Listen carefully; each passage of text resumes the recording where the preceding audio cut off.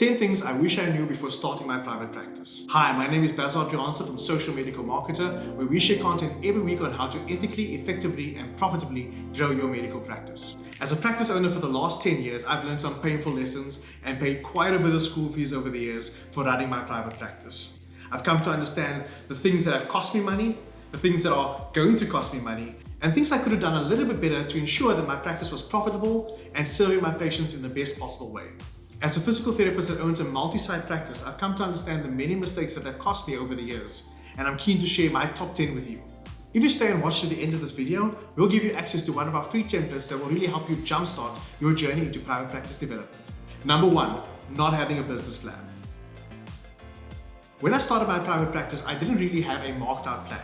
I didn't put much thought into the branding, the positioning, and who I was actually aiming to target. I didn't know my numbers, I didn't understand my market, I didn't understand my competitors, and I certainly didn't have an idea as to how to effectively scale my practice. Through the design of a detailed business plan, you'll be able to decide where you want your practice to go, how you want your practice to scale, and what your practice will look like into the future. You'll be able to understand who your perfect client is, what your practice is going to look like, how much it's going to cost, and what kind of impact you want to make in the world. Taking the time to design a business plan will save you years of heartache. Your focus should be on growing your practice effectively and making sure that you have enough profit to do what you love well into the future. So take the time to plan. Failure to plan is planning to fail, and there's a good reason that saying exists. So take the time to build out your business plan. Number 2, determining your brand. Your brand is your company's personality. It is essentially the communication that you are sending outwardly to the world. You determine what your brand is. Your brand is everything from your logo, to your company colors, to your internal decor, to the way you welcome your patients. It is your email communication, your online presence, and even the way you interact with various stakeholders like other physicians, referral sources, and hospitals. Your brand is determined by you, purposefully, whether you like it or not. Ultimately, it's the message you're sending out to the world to have them determine who you are. So take some time to really sit down and determine what it is your brand represents. Are you fun, quirky, caring, loving, studious, serious? Do you want people to see you as an authority in the space? Or are you looking to have a more approachable feel? Getting a consistent brand language will really help you stand out in the market and takes a lot of headspace away from trying to determine what your message is. Number 3, aim for a position. There's an awesome saying in the marketing industry that says, if you're talking to everyone, you're talking to no one. The market will position you whether you try to be positioned or not. So take some time to really understand how your brand will position you in the mind of the consumer. Keep in mind that you are in private practice, and so people have a choice. And how you choose to brand yourself will ultimately determine where you are positioned. Are you seen as a high-end clinic? Are you seen as accessible to everyone? Have you niched down into a specific subfield? Or are you a generalist?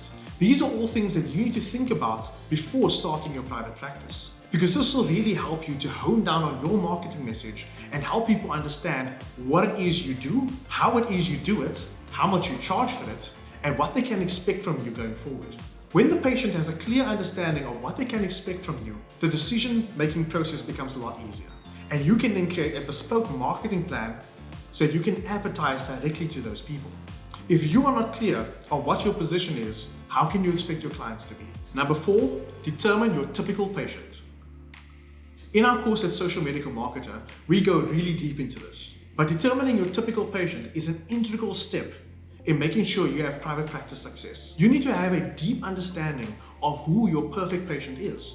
You need to understand their likes, their dislikes, what kind of things they're interested in, what are their pain points, so you can address the conversation that's going on inside their heads before they even know that you're doing it. When we feel like people understand what it is we're going through, we're more inclined to utilize their services because we feel like they really understand what it is we're looking for. Remember, ultimately as a medical professional, you're looking to solve a problem. And if your ideal patient feels like you can solve that problem and give them the outcome they're looking for, all the better. So really make sure you hone in on that and understand who the typical person is that comes into your practice. So really take the time to understand who your client is. Because if they feel like you know them, you would have earned their trust and the right to treat them. Number 5, design your practice around that patient. Remember, every single touch point that your perfect patient comes into contact with needs to resonate with them. From the way your rooms are designed, to the type of communication you choose to engage with them in, to the people that you hire, and the way you welcome them into your practice. You need to design an experience that really resonates with them, because ultimately what you're delivering to them is more than just healthcare. In the competitive world of private practice, you need to go above and beyond to really provide excellent service quality. By doing this, you'll stand out from your competitors and really create a unique selling point that makes you the best in your field, without even having to say so yourself. Number 6, build a following. If someone told me before I started my private practice that if I had built a following, the early days would have been a lot easier, I would have spent so much more time doing it. Many private practice owners only choose to build a following once they've built their practices, and then they wait for the patients to come in. Let's think about a big company like Apple, for instance. When they're looking to launch a new product, they build anticipation. They really get you excited about what they're about to deliver, the features, how it's going to solve problems for you, and what kind of outcomes it's going to give you. If you created this kind of buzz around your practice before you started, your launch would be so much easier. Build a following even while you're working for another practice. If you're currently employed at another hospital, clinic, or private practice, or even working within the state, you can use social media to build a following that will really get you the attention you need when launching.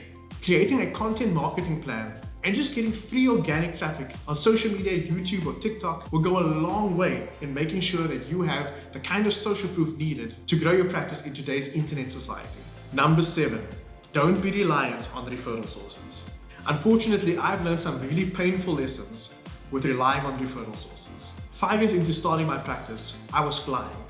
I had 9 referring doctors in a well-known hospital who were supporting my practice, giving me work every single week, and I expanded my reach. I was flying high and thought nobody could touch me. Well, unfortunately, life can sometimes be very cruel, but it also taught me some really valuable life lessons. Within 3 months, 7 of my 9 referring doctors had left the hospital due to administrative changes. And unfortunately, we did not have the network needed to sustain the jobs we had in our practice. This led to one of the darkest times in my private practice journey. I felt hopeless and destroyed, and I almost gave up my practice. It was then that I realized that if I had taken the time to build up my own brand, to position myself in the mind of the client, and really spent my time investing into an audience, that I wouldn't have had this problem. Now, that's not to say that referral sources are useless or damaging to your practice. They certainly play a role in growing your medical practice. But if more than 30% of your work comes from other referral sources like doctors, hospitals, or other stakeholders, you are in big trouble. Take the time to build up your own audience and your own referral network. That way, patients will be coming to you directly. Unfortunately, there are no shortcuts in building a business. The hard work needs to be put in. So take the time to build up your brand. Number 8, determine your growth strategy. By growth strategy, I mean, how are you going to scale your practice? Yes, you heard me right, scale. Now, I know you're watching this video because you likely either have started or are thinking about starting a private practice. But I'm sure that you're an awesome medical professional. And in no time, you'll be wondering how you're going to scale your practice. Be sure to take calculated risks and make sure that the people that you onboard share your vision. There's nothing more frustrating than trying to get patients to buy into your vision when your staff haven't even bought into your vision. Having a growth strategy that covers the financial, staff, marketing, and internal processes of your practice is going to be integral in making sure that you have an awesome journey in growing your private practice. It is never too early to start thinking about this. Number 9, understand the legal. With laws like HIPAA, privacy policies, protection of private information, and guidelines around social media for medical professionals, you need to understand what the rules and regulations of your statutory body, your country, and your professional bodies have to say around sharing content online. Some general rules of thumb include not sharing anything that is fear-mongering, incendiary, or causes divide, sticking to well-researched topics, and giving very generalized advice. Always include disclaimers in any medical advice that you post online. But understanding the rules of the game will be integral to winning it. And if you do, you'll venture into territory that many of your competitors will never dream to go. Medical professionals sometimes are scared to post content online for fear of looking unprofessional, when that's exactly what many of our healthcare institutions want us to do. And by want us to do, I mean educate the populace. As a medical professional, your chief duty is to improve the healthcare of the people around you, to make sure that you are giving good content out there to improve the lives and health of people that you serve. What better way to do that in the digital age than online? And if you're interested in learning more about that, we will be hosting a webinar very soon. Links are in the description down below. And number 10, Have a purposeful marketing plan. In order for people to know you exist, you have to market. Unfortunately, many medical professionals go about this by leveraging other people's audiences. For example, going to existing medical professionals that have a following and trying to obtain their referral. This is one of the biggest mistakes you can make when starting your private practice. Building your own audience and having a targeted marketing plan to take somebody from hearing about you to engaging with you and ultimately ending up in your rooms will make or break your private practice. This is something we are exceptionally passionate about because we see so many medical professionals wasting their time posting content on social media, on blogs, or on Google Ads and never getting any results. If you don't tell people where to go, they won't follow you. Make it easy for people to find you, for people to contact you, and for people to engage with you, and you'll have a waiting room full of patients.